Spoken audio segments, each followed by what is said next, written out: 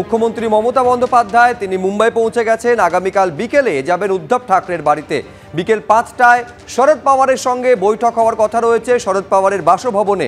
আশাবুল হোসেন আমাদের প্রতিনিধি আরো বিস্তারিত বলতে পারবেন এই নিয়ে। আশাবুল, কি খবর রয়েছে? দেখো, এইমাত্র মমতা বন্দ্যোপাধ্যায় মুম্বাই এসে পৌঁছেছেন এবং আজকে তার তেমন কোনো কর্মসূচি নেই। আজকে সরাসরি তিনি একটি বেসরকারি হোটেলে গিয়ে থাকবেন, যে জিও ইন্টারন্যাশনাল সেন্টার, যেখানে মুকেশ আম্বানির ছোট ছেলে অনন্ত আম্বানির বিয়ের অনুষ্ঠান হচ্ছে, তার কাছাকাছি একটি হোটেলে মমতা বন্দ্যোপাধ্যায় থাকছেন। কিন্তু আগামীকাল তার দুটো রাজনৈতিক বৈঠক রয়েছে। প্রথম বৈঠকটি হবে বিকেল 4টেয় উদ্ধব ঠাকরের বাসভবনে এবং দ্বিতীয় বৈঠকটি হবে শরদ পাওয়ারের বাসভবনে। এবং এই দুটো বৈঠক খুবই গুরুত্বপূর্ণ। মমতা বন্দ্যোপাধ্যায় তিনি নিজেই জানিয়েছেন, তিনি নিজে তাদের সঙ্গে যোগাযোগ করে সময় নিয়েছেন এবং সেই মতো তাদের সঙ্গে এই দুটো বৈঠক হবে। মমতা বন্দ্যোপাধ্যায়ের যে এবারের যে মুম্বাই সফরের মূল লক্ষ্য যে মুকেশ আম্বানির ছোট ছেলে অনন্ত আম্বানির বিয়ের অনুষ্ঠানে যোগ দেওয়া, কিন্তু তার সঙ্গে তিনি দুটো গুরুত্বপূর্ণ রাজনৈতিক বৈঠকও করবেন। এবং তুমি জানো যে লোকসভা নির্বাচনের পর প্রথম মুম্বাই সফরে মমতা বন্দ্যোপাধ্যায় এলেন, দুদিনের সফর, এবং তাতে যে দুটো গুরুত্বপূর্ণ বৈঠক হবে। কারণ আগামী যে 22শে জুলাই সংসদের বাজেট অধিবেশন শুরু হচ্ছে, 12ই আগস্ট পর্যন্ত চলবে। ফলে এই অধিবেশনে যে কিভাবে জনস্বার্থ বিরোধী যে সমস্ত ব্যাপারে ইন্ডিয়া জোটের শরিকরা ইতিমধ্যে সরব হয়েছেন, তা নিয়ে মোদী সরকারকে আরো কিভাবে চাপে ফেলা যায়, কি রণকৌশল নেওয়া যায়, তা নিয়েই মূলত বৈঠক হবে। পাশাপাশি তুমি জানো যে মমতা বন্দ্যোপাধ্যায় দীর্ঘদিন ধরেই বলে আসছেন ভোটের ফলাফল বেরোনোর পরে, যে যেহেতু শরিকি নির্ভর মোদী সরকার চলছে, ফলে এই সরকারটা বেশি দিন চলবে না, যে কোনো সময় এই সরকার পড়ে যাওয়ার সম্ভাবনা রয়েছে বলেই তারা মনে করছেন।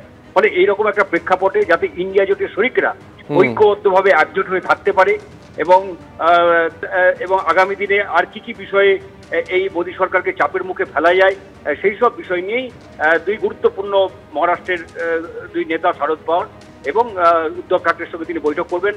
পাশাপাশি এই বিয়ের অনুষ্ঠানকে ঘিরে একদিকে যেমন প্রধানমন্ত্রী আসছেন, পাশাপাশি অখিলেশ সিংহ যাদব থেকে আরম্ভ করে বিভিন্ন রাজনৈতিক ব্যক্তিত্বরা তারাও আমন্ত্রিত, তারাও আসছেন।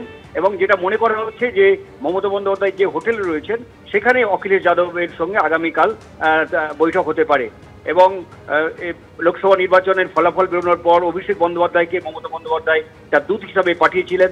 অভিষেক বন্দ্যোপাধ্যায় দিল্লিতে ইন্ডিয়া জোটের বৈঠকের পর তিনি অখিলেশ যাদবের সঙ্গে আলাদাভাবে বৈঠক করেছিলেন, আপ নেতাদের সঙ্গে বৈঠক করেছিলেন এবং মুম্বাই উড়ে এসে উদ্ধব ঠাকরের সঙ্গে বৈঠক করে প্রয়োজনে বার্তা নিয়ে গেছিলেন। এবার খোদ মমতা বন্দ্যোপাধ্যায় তাদের সঙ্গে বৈঠক করতে চলেছেন, যা রাজনৈতিক দিক থেকে যথেষ্ট গুরুত্বপূর্ণ বলেই মনে করা হচ্ছে।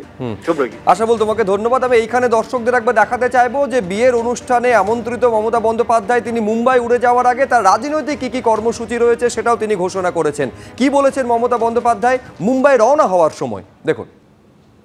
না, আমি একটু মুম্বাই যাচ্ছি কারণ আপনারা জানেন মুকেশের ছেলের বিয়ে, এবং আমাকে বারবার আমন্ত্রণ জানিয়েছেন ওরা, যেহেতু বিশ্ব বাংলায় বারবার মুকেশজি আসেন বাংলার ডাকে আমন্ত্রণে, তাই সবাই যাচ্ছে।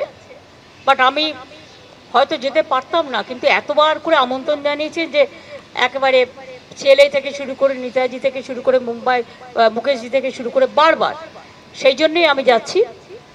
আমি কালকে উদ্ধব ঠাকরের সাথে একটা অ্যাপয়েন্টমেন্ট করেছি, রাজনৈতিক কথা হবে কারণ অনেকদিন দেখা হয়নি ইলেকশনের পর। এবং শারদজির বাড়িতেও যাব, শারদ পাওয়ারের সাথেও আমি একটা অ্যাপয়েন্টমেন্ট করেছি, একটা 4টে আছে, একটা 5টা আছে। অখিলেশও কালকে গিয়ে পৌঁছবে, ওর সাথেও দেখা হলে হয়ে যেতে পারে, এখনও ঠিক হয়নি কখন পৌঁছবে না পৌঁছবে। আমি কালকে তারপরে বিয়েতে অ্যাটেন্ড করে আমি পরশুদিন ফিরে চলে আসবো।